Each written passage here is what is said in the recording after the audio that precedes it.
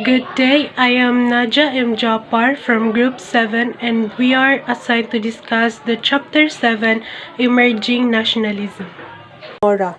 He was just 10 years old when the execution happened. The event of 1872 would play a decisive role in shaping results, ideas, and decisions. Vocabulary: Episcopal visitation, an official pastoral visit conducted by the bishop on a diocese to examine the conditions of congregation, often done once every 3 years.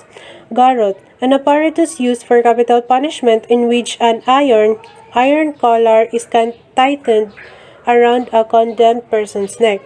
Polo, system of forced labor that required Filipino males from 16 to 60 years old to render service for a period of 40 days.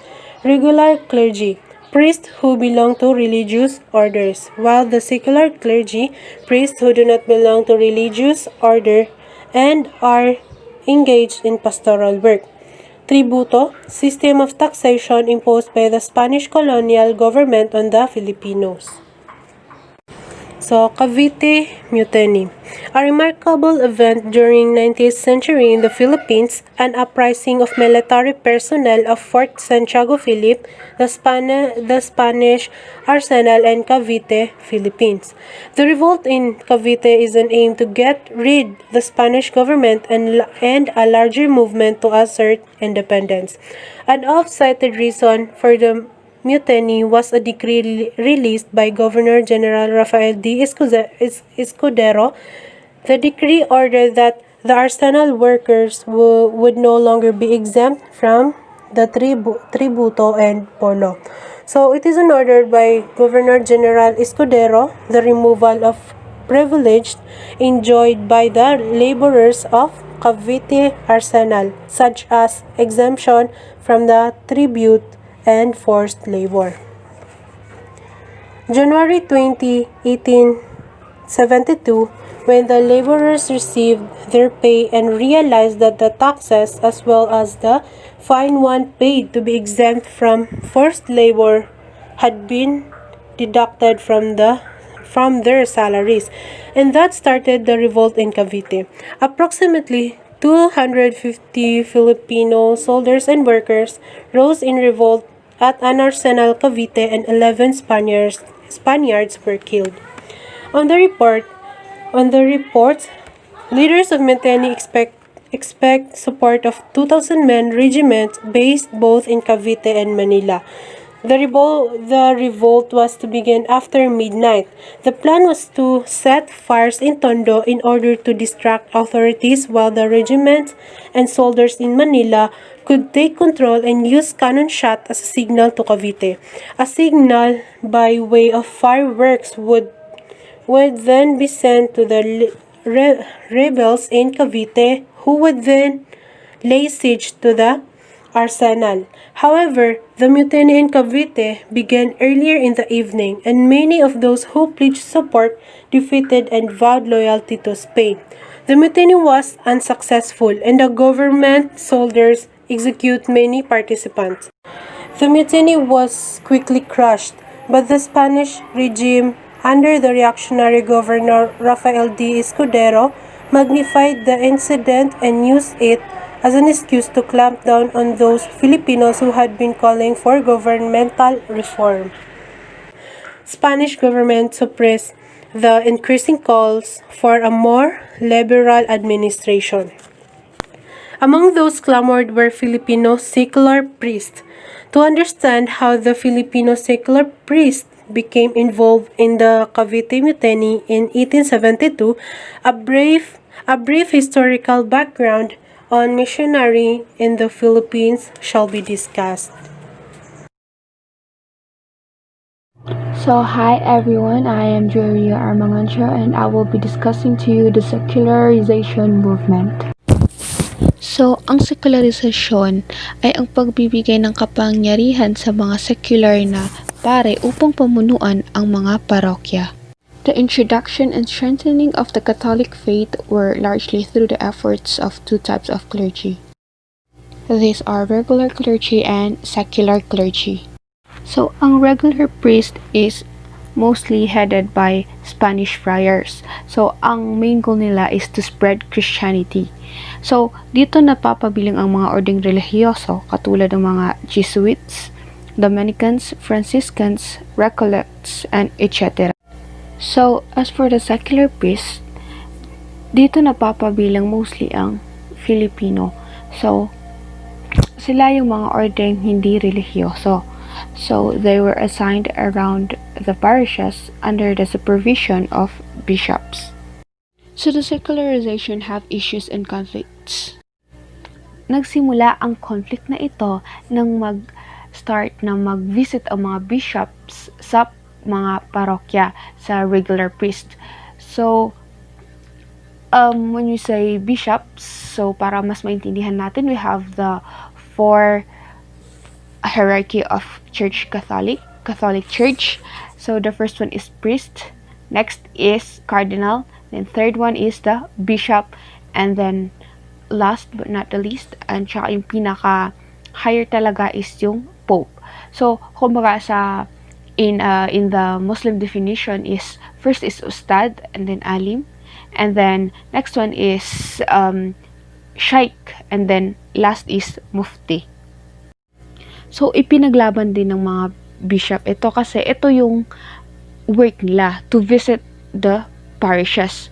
So, nairita ang mga parokya na regular priest kasi they thought that they don't belong to the jurisdiction of the bishops. So, they threatened the bishops na if they will kept on visiting them, then they will hand their resignation. So, on 1774, Archbishop Basilio Santa Hosta decided to uphold the diocese authority over the parishes and accepted the resignation. Diba kasi nga, nagmatigas ang mga regular priests. So, he said that he will gladly accept the resignation. So, dahil doon, inassign niya yung mga secular priest para i-take over ang place ng mga regular priest. So, syempre, kailangan hindi maging bakante ang posisyon. So, they fill the regular priest's position by filling them with secular clergy. So, on November 1, 1774, nagbigay din ng royal decree na i-transfer ang parochial administration from regular friars to secular priests. So, mas nagalit ang mga regular na pare sa bishop dahil sa ginawa nila kasi they racially think that they are more better than Filipinos. So, they discriminated the Filipino people. So, kasi feel nila hindi fit yung position ng pagiging pare sa mga Filipino kasi they are brown, they have lacks of education, at saka marami silang di alam na experience. So, mas naging intense pa ang controversy after the Jesuits came back again from the Philippines after being exiled for how many years. Kasi na-exile sila kasi may mga policy sila na linagay na hindi nagustuhan ng mga Spanish. So the second issue is the management of the parishes. So as you can remember, as I said, the regular priests are mostly filled by Spanish priests, while the secular one are Filipinos. So, 'di ba, yung first issue is tinanggal ng mga Santa Justa ang mga regular priest at pinalitan ito ng mga posisyon na galing sa secular priest. So, nagbigay ng decree ang Spanish government na ibalik ulit sila. So, as we can see, racism starts here again. So, it is very obvious na sinasayda nila ang kapwa nila Espanyol. So, dahil dito, marami ang nagalit, tapos pinaglaban nila ang karapatan nila. So, isa na dito si Monsignor Pedro Palaez. So, syempre, sinada niya din yung kapwa niya, Filipino, of course. But during an earthquake in 1863, he died accidentally. So, ipinagpatuloy na ipaglaban nito ng mga iba pang pari. Hi, good day. I am Vivian H. Balingit and I am the one who will report about the execution of Gumpurza or the Three Martyr Priest. As we know na hindi na ito bago sa atin dahil siguro na-encounter na natin ang the Three Martyr Priest noong tayo nasa high school or nasa elementarya. But today, we will now dig in about how they contributed a lot in the Philippine history and how they made a way for the Filipinos to realize the importance of independency and the revolution, the first revolution began because of them. Or we will dig in on how they became a contributor for the Philippine history. We will now first tackle about their personal life. First is Mariano Gomez. Mariano Gomez or Father Mariano Gomez ay siya ang kuro paruko ng Cavite. And he published La Verdad o kung saan dito niya tinalakay ang kasamaan na ginawa ng mga Espanya sa mga Pilipino at kung inaabuso ang ating bayan, ang ating mga kababayan sa sarili nating bayan. Ang pangalawa naman ay si Father Jose Burgos o siya ang tinatangi sa tatlong pari dahil siya ay may dugong Espanya. Ang may tatlong titulo na natapos nung panahon nila. At siya din ang kuro paruko ng Katedral ng Manila. Ang pangatlo naman ay si Father Jacinto Zamora. Siya ang kuro paruko ng Marikina. Sa tatlong pari, siya ang pinaka-maligalig dahil sa ito'y gustong-gusto niyang maglaro ng baraha at ito'y naging daan para sa pag-i-execute ng mga Espanya sa kanilang tatlo. May knowledge naman na tayo kung ano ang secular na pare. At sila ay kabilang doon. Kaya naidawit sila sa secularization movement at kavitimitain na sila ang nagpasimuno nito. Ngayon, natalakay na natin ang kanilang personal na history. Ngunit hindi ba kayo nagtataka kung bakit sila nadawit sa execution at sa secular movement at mga paratang ng mga Spaniards sa kanila? May tatlong pinaratang si Isquero sa pagtataksil nila laban sa Spaniard government. Ito ay yung una ay yung pahayagan ni Mariano Gomez na pwede siyang maging ebidensya kung bakit nila nagawa ang ganoong revolusyon. Ang pangalawa naman ay sila ay mga sekular na pare kaya hindi imposible na hindi nila magawa ang ganoong pagtataksil laban sa Espanya. At ang pangatlo ay ang ebidensyang nakalap kay Father Zamoras dahil siya ay naglalaro ng baraha at nakalap ng mga Spaniards ang pulbura at ang cards sa lugar ni Father Zamoras. Kaya yung tatlong ebidensyang yun ang nagdawit sa kanila na pwede silang maging o pasimuno ng revolusyon na iyon ng Cavite-Mitaini. Silang naaresto ng mga kasabwat sa Cavite-Mitaini.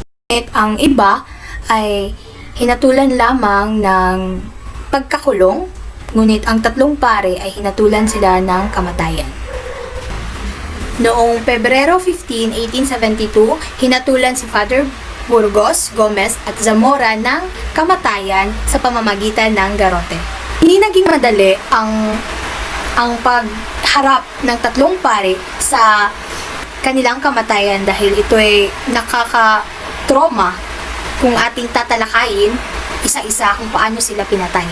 Sa may Fort Santiago, inanunsyo na ang kanilang kamatayan gamit ang garote. Nang ito'y kanilang marinig, si Burgos ay umiyak na parang bata, si Zamora naman ay nawala na sa katinuan, at si Gomez naman ay nakinig na may tapang pa rin sa kanyang puso. Noong Pebrero 17, 40,000 of the Filipino people na galing sa Bulacan, Pampanga, Cavite at Laguna ang nagtipo-tipo sa may bagong bayan kung saan gaganapin ang garote.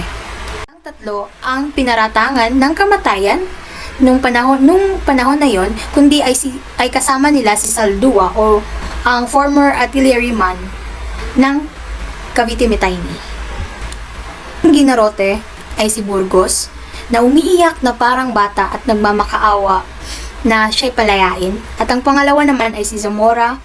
Without a word, he went and laid his life without a word. And Burgos was the last. He cried and begged for so many times and asked for forgiveness for what they did. The public execution caused traumatic experience and heavy hearts to the Filipinos who witnessed it. And they said that the friars wanted this execution to make an example to the Filipinos, to be afraid to them and not to go against with the Spaniard government. Public execution motivated the Filipino people for the importance of independency and created the first revolution of the Philippines against the Spaniards. La Revolution Filipina is a work of Apolinario Mabini, which it stated that friars made an example of the execution of Gumburza in order for the Filipino to be afraid to them. And the Filipinos realized their condition for the first time. Fiat lux means let there be light will not be long in coming, the dawn of the new days was nearing. As you can see in your screen, ganito po ang pag-execute ng mga Spaniards sa tatlong martir na pare at kay Saldua. And that's it po for Group 7. Gracias, adios amigos, and God bless us all.